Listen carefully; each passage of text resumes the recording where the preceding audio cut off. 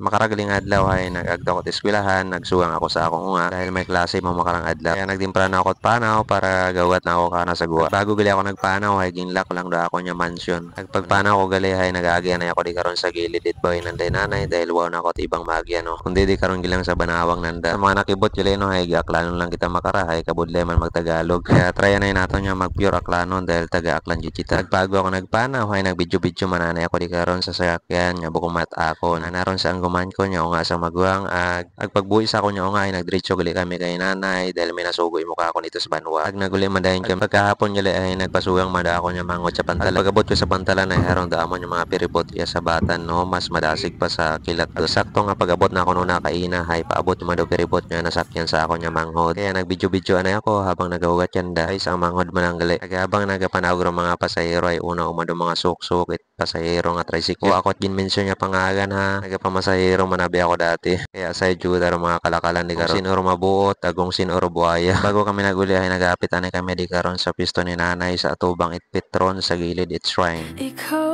ang kumpas pag naliligaw. Ikaw ang kulay sa langit na bugaw.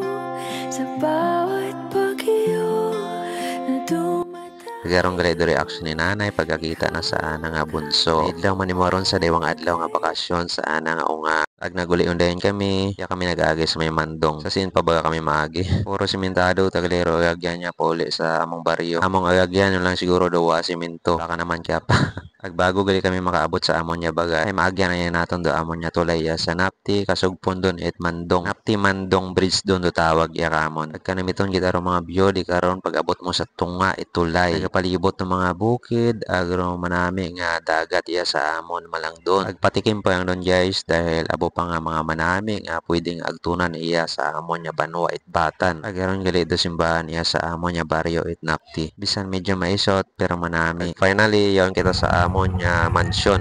Nakikipark mo lang gali kami di gara. So doon mo lang guys, abugid niya sa gamas sa pagtanaw.